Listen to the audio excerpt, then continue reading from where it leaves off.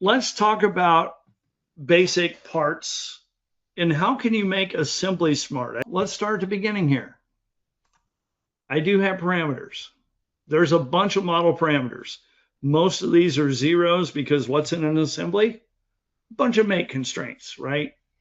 So I'm going to collapse model parameters and show you I have 6 user parameters in here.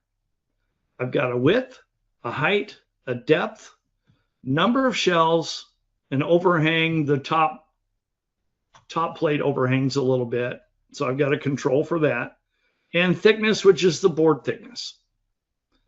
So I have 6 basic parameters in here. Anybody can create 6 parameters that do things, right? Now, let's say for fun and games, I go from 36 to 48. 42-inch height, I go to 60. I can change the 8-inch depth to 10 inches, 3 shelves to 6 shelves, et cetera, et cetera. Let's say the board thickness 3/4. I can change all I want here, and you're going to make an amazing discovery. Nothing changes. So what good does it do to have a bunch of parameters in your assembly when the assembly doesn't really control anything? What controls the appearance of assembly? The parts do. Everything keys on the part. If the part changes, the assembly updates. If you're trying to change it at the assembly level and say, push this all down to the part, there's nothing in Inventor that's going to do that for you. The parts drive the assemblies. We all live in that world, right? So yeah, there is kind of a problem by trying to force the numbers here when these numbers, by the way, they don't even have to be in here. I just put them in here for show and tell. They don't control anything because they're not tied into any of the models. And if you were trying to tie them in, where would you tie them in here? You can't. The changes need to be made at the part level. I think everybody understands that. So how can we do this? Well, real simple. You could change the parts. So example, if I grab the back of this and go to parameters, there's my same 6 parameters: width, height, depth, shelves, overhang, thickness. So if I want this to be 48 inches wide, I can type in 48, hit done. Oh, it did get wider. Now when I return to my assembly, the back is 48 inches wide. Cool. Well, what about the rest of the shelf, right? So I could go down to the foot, the little kick plate here, and I can tell it, I want you to be 48 inches wide. When I return to the assembly, now I've got some of it wider. What else is this? Let's go to the top here. Go to parameters. I can make it 48 inches wide. And the only thing left is the shelves. Now they're hidden pretty good because they're down inside a pattern here. But there's my shelf. Let's go to edit. Go to parameters. Again, I've got these parameters in every part. So when I change it, everything mathematically adds up and boom, there's your updated assembly. But that's kind of a pain, isn't it? If I wanted to make this thing taller, I could double click on the back, change the height to 60. Done. So now the back is taller. What else has to be taller? Well, the side panels. Double click on a side panel, come down here, make it taller. Now the side panels are taller. So yes, I can make it wider, I can make it taller, I can make it deeper, but the problem is every time I mentally think about a single change I want to make, I have to go to every part and tell them to change. That is kind of a pain. Now, how can we avoid that? How do you avoid that? Real simple. Let me close that one out. I made one change with this bookshelf. The last one had user parameters in it.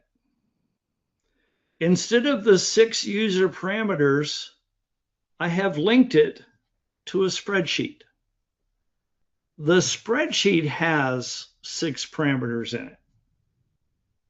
Same names, same values, same everything, but instead of putting them in as a user parameter in the part file, I'm putting them into a spreadsheet.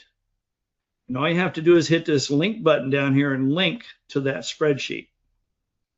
So what I did is every single part is pointing to the same spreadsheet. So if I look in this part, you can see it's linked.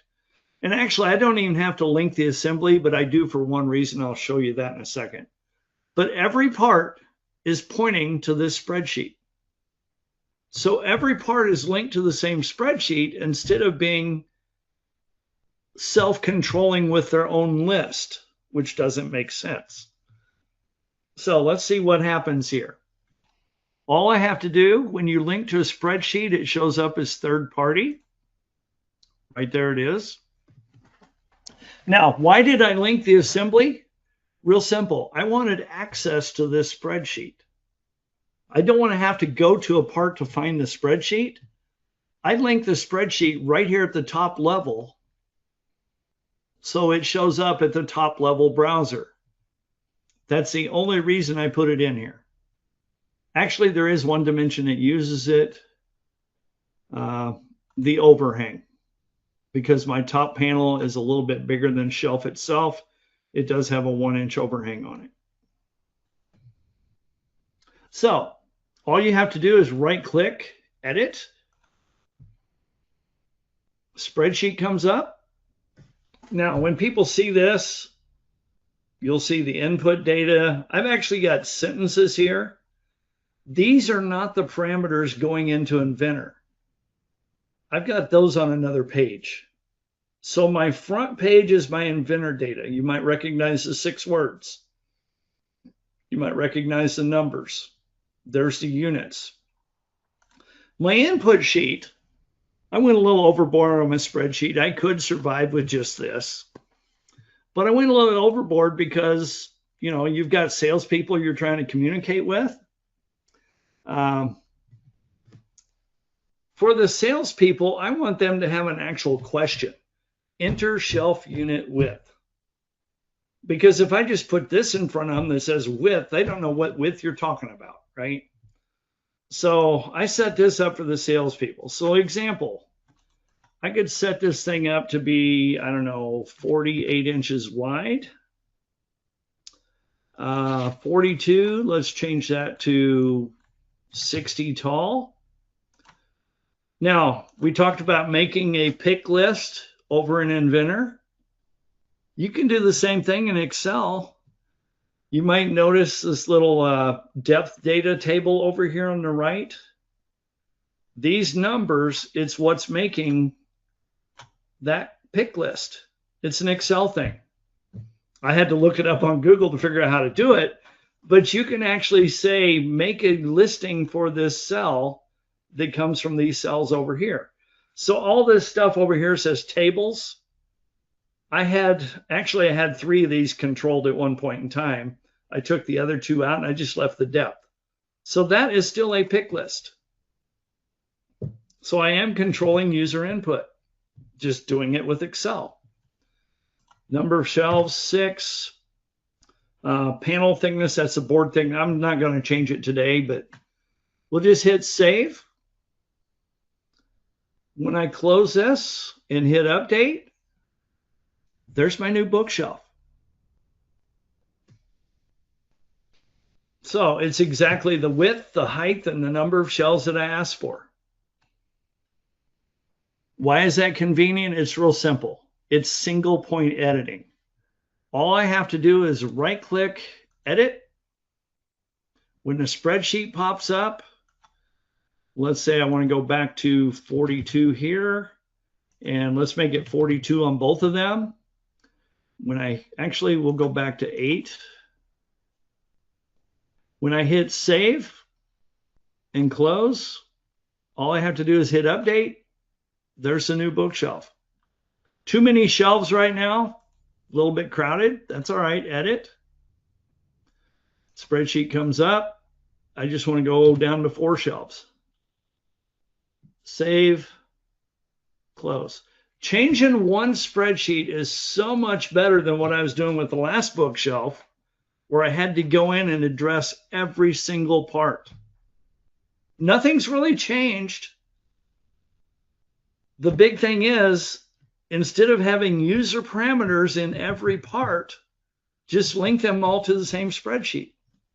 Then it makes a whole lot more sense. So hopefully that'll make sense to you guys.